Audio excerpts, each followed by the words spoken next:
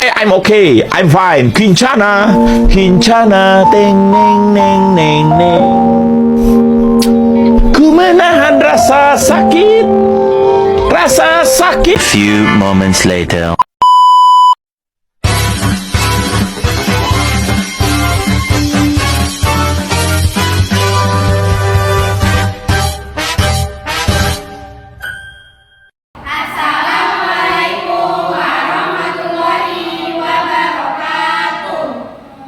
Kami dari kelompok 2 ingin mewawancarai narasumber kami yaitu Bapak Kepala Sekolah dengan mempertanyakan bagaimana keadaan sosial di zaman Orde Baru. Tapi sebelum itu, saya akan memperkenalkan kelompok saya. Saya sendiri bernama Elia Sardulia. Saya Bima. Saya Natasha. Saya Dinda. Saya Junaria. Saya Herudiansyah. Saya Diapriyanti. Saya Amalia Pratiwi. Saya Regina Ramadhani. Warahmatullahi wabarakatuh. Waalaikumsalam warahmatullahi wabarakatuh. Baik teman-teman, untuk sekarang kita sudah terhubung oleh narasumber kita yaitu Bapak Ahmad Romli SPD MPD selaku Kepala Sekolah. Bapak, untuk pertanyaannya ada 5. Yang pertama, pada zaman Orde Baru, apa yang Bapak rasakan hidup di zaman itu? Waduh. Ya, saya termasuk orang yang hidup di zaman Orde Baru. Orde Baru, waktu dulu itu saya ngerasa waktu masih kecil sih enak-enak aja, biasa-biasa saja gitu kan, nggak ada permasalahan apa-apa. Tapi ketika saya mulai di SMA gitu kan, kemudian kuliah, merasakan ada sebuah ketimpangan. Ya. Saat itu yang mengelola pemerintahan dia lagi gitu. Artinya walaupun ada demokrasi, tapi demokrasinya di setting lah sedemikian rupa. Kemudian juga kalau kita bicara luasan wilayah kita di Indonesia itu, zaman Orde Baru itu termasuk masuknya ke Jawa sentris.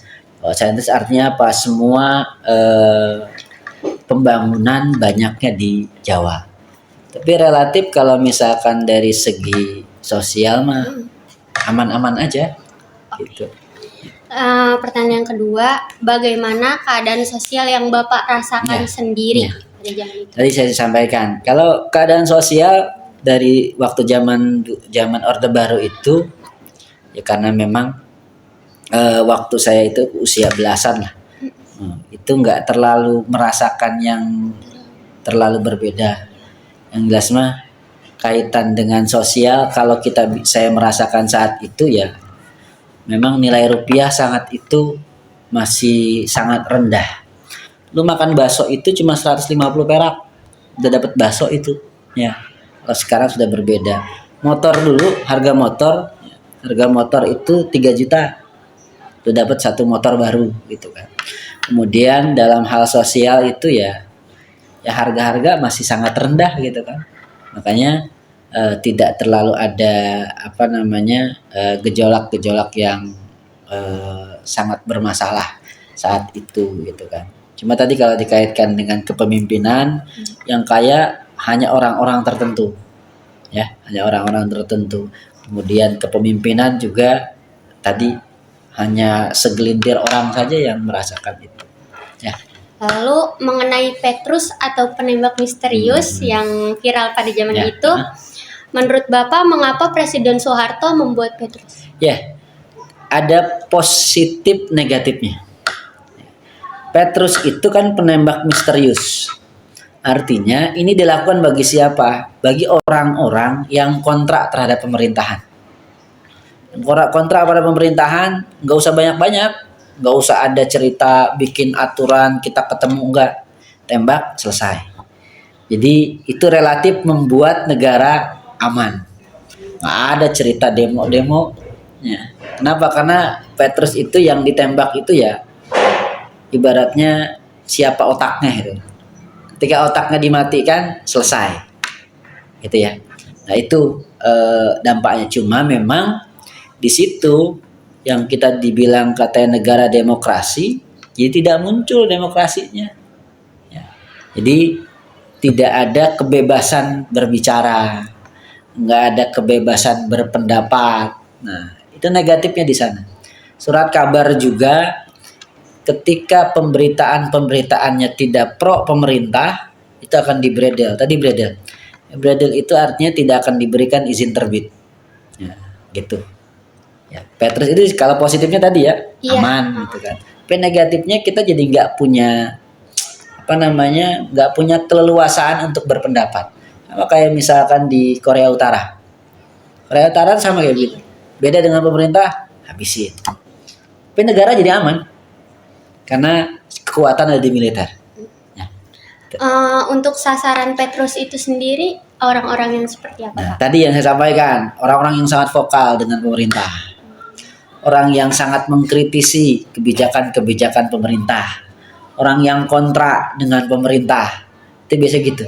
Ada preman-preman yang bukan malah membuat situasi kondusif, malah bikin masalah. Itu orang-orang kayak begitu. Ya, yang jadi bidikan. Kan gitu. Preman-preman dulu tuh nggak banyak. Preman muncul habis. Ya. Ada orang-orang yang mengkritisi pemerintah sangat tajam, kayak Rocky Gerung gitu ya. Rocky Gerung kalau zaman Orde Baru habis sudah selesai. Nggak ada cerita dia ngomong kesana kemari bebas gitu. Nggak ada cerita dilaporin dulu, nggak ada. Sekarang dia mengkritik pedas pemerintah, jangan lihat dia besok masih ada. Malam hilang gitu kan. Gitu. Ya. Yang terakhir, perubahan yang paling terasa waktu hidup di zaman Orde Baru sama sekarang itu apa? Nah, perbedaannya memang harga-harga dulu sangat sangat rendah ya. Karena berbanding lurus juga dengan keuangan kita, artinya nilai tukar kita terhadap rupiah dulu waktu zaman Orde Baru cukup masih stabil dulu. Itu masih di angka 2-3 ribu. Kalau sekarang sudah 15.000 ya nilai tukar rupiah. Nah, tadi kaitan dengan apa? Berkaitan yang paling Yang paling signifikan. Terasa Ya, bedanya. itu dari rupiah. Cuma memang kenapa seperti itu? Karena negara banyak memberikan subsidi. Ini subsidi itu nggak selamanya bagus. Orang beli ini disubsidi pemerintah, pakai uang pemerintah. Nah, kemudian orang yang diberikan subsidi itu jadi keenakan, jadi nggak mau usaha gitu kan. Nah, kalau sekarang yang sangat terasa itu adalah di demokratisasinya. Jadi kita bebas untuk mengemukakan pendapat. Bahkan Presiden Jokowi itu dia bukan dari orang-orang terpandang lah, bukan dari orang yang punya orang-orang orang-orang hebat lah, dalam artian bukan dari kerajaan gitu loh. Ya, dia dari bawah, dari orang-orang yang memang nggak tahu apa-apa. Dengan adanya sistem demokrasi, dia terpilih sebagai presiden. Itu yang sangat berbeda ya. Jadi ada plus minusnya lah. Ada plus minusnya antara zaman Orde Baru dengan zaman sekarang. Tapi kalau misalkan dilihat ya, memang enak zaman sekarang. Kita bebas untuk mengemukakan pendapat kita, berekspresi lain sebagainya. Cuma kaitan dengan ekonomi ya lagi-lagi tergantung dari kemampuan kita, bagaimana kita bisa bersaing. Ya.